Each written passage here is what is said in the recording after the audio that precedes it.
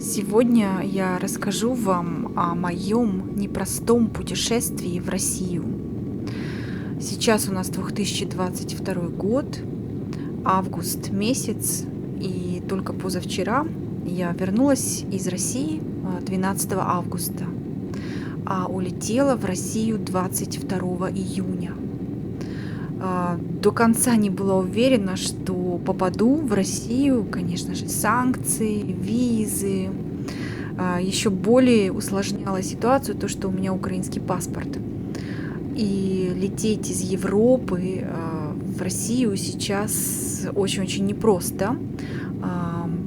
Почти все европейские страны, то есть весь Европейский Союз не принимает российские самолеты. Единственная страна, через которую мне удалось улететь в Россию, это Турция. И летела я через Стамбул. И вот сегодня я немножечко расскажу и покажу вам, как мне это удалось. Билет в Россию, конечно, тоже было очень трудно купить. То есть не проблема купить билет, скажем, из Зальцбурга в Стамбул, но дальше начинаются сложности. То есть покупали мы билеты на aviasales.ru, вот, и заплатить билет по австрийским, то есть по европейским картам было просто нереально. То есть можно купить билет, но вы не можете его оплатить.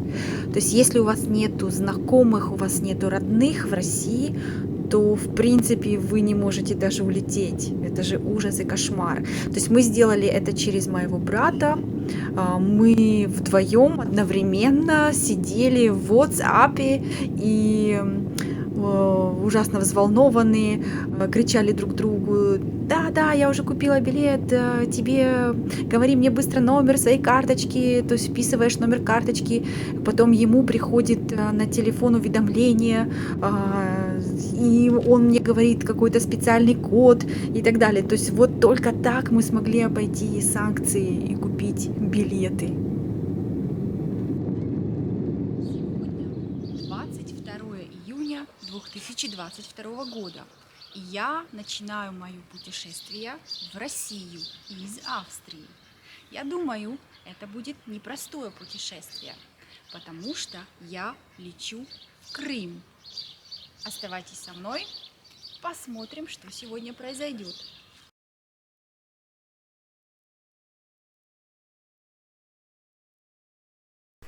В аэропорт меня провожал мой муж. Он австриец, но он очень хорошо говорит по-русски. Скажи пару слов напоследок. Мы сейчас тут в аэропорту. Тут немножечко стресс, как всегда. Потому что из-за чек-ин, и никто не знает, какие бумаги надо. Ну, вот такие выглядят. Теперь я нахожусь в зале ожидания. У меня с собой только ручная кладь, маленький чемодан, который я могу взять с собой в самолет. Сижу в автобусе. Автобус еще пока пустой, но медленно заполняется. Этот автобус поедет прямо к самолету. Вот такой автобус.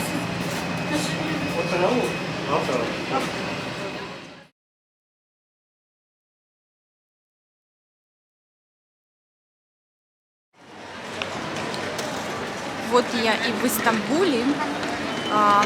Огромный аэропорт. К сожалению, мой рейс задерживается. Рейс задерживают по непонятной причине на 3 часа. Вот. И приходится ходить, гулять здесь, смотреть вокруг. Пришлось поменять деньги на турецкие лиры для того, чтобы хоть что-то тут покушать. Жду, когда наконец-то объявят посадку на самолет.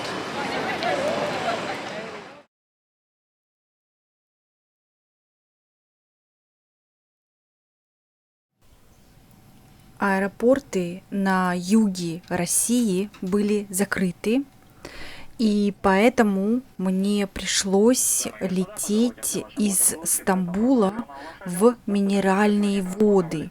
Минеральные воды — это маленький курортный городок на Кавказе. Не могу ничего сказать про этот город. Единственное, что мне запомнилось, что прилетела я поздно, что самолет прилетел на 3 часа позже, и что меня сразу повели на допрос в аэропорту. Я уже упоминала, что у меня украинский паспорт, украинское гражданство, и летела я в Крым, и летела я из Австрии, что, конечно, вызвало подозрение у работников аэропорта.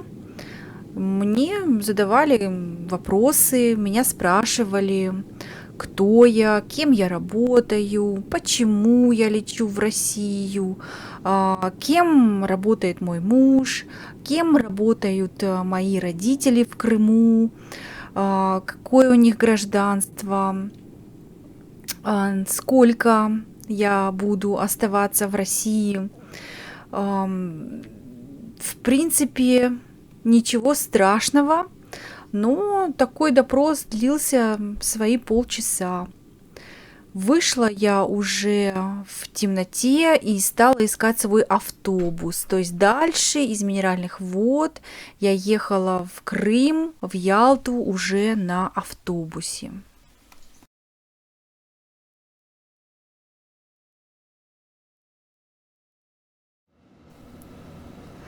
Из Минеральных вод я ехала на автобусе в Симферополь ровно 18 часов. Конечно, дорога была нелегкая, тяжело в автобусе сидеть, тяжело спать, люди очень уставшие, вынужденная позиция. То есть я хочу сказать, что спать сидя — это нужно уметь.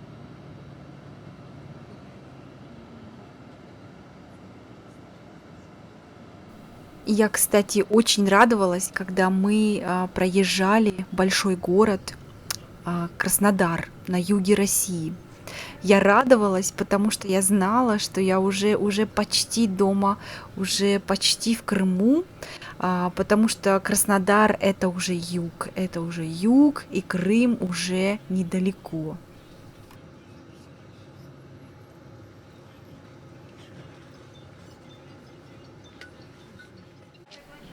Иногда автобус останавливался, и можно было очень-очень быстро сходить в туалет или купить что-то маленькое покушать, пирожок или чай или кофе. Конечно, пейзаж за окном был просто потрясающий, и чувства непередаваемые. Вот это то самое чувство. Я дома, я в России, и вокруг поля, равнины, небо, ну просто чудо. А когда справа уже было видно воду, то было понятно, что вот-вот и мы переедем Крымский мост. Крымский мост был открыт в 2018 году, и его длина 18 километров.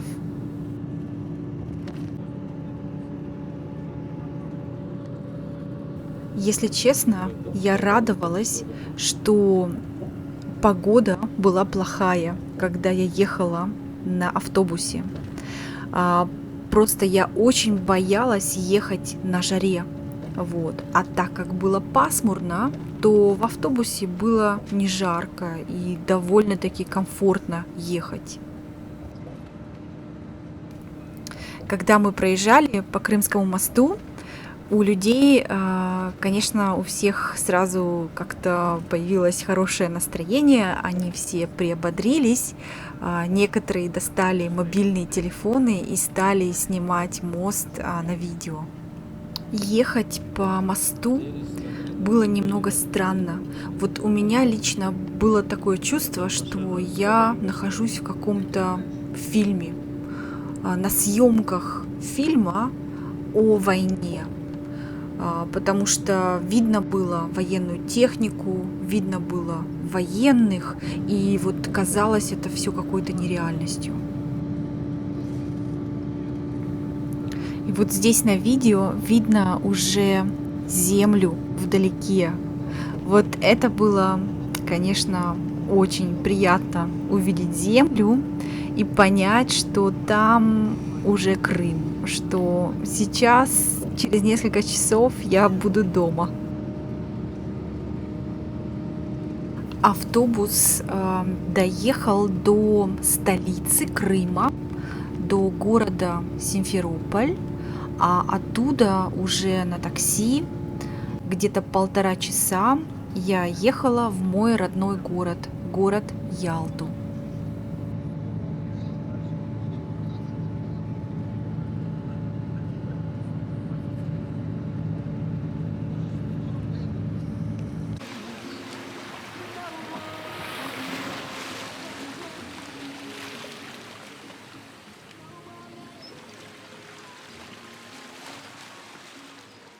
Когда я приехала в Ялту домой, мне просто хотелось плакать, плакать от счастья. Конечно, нелегкая дорога, но это того стоило. И вообще, если честно, я была счастлива, что хотя бы остался этот путь, что все равно осталась возможность приехать домой.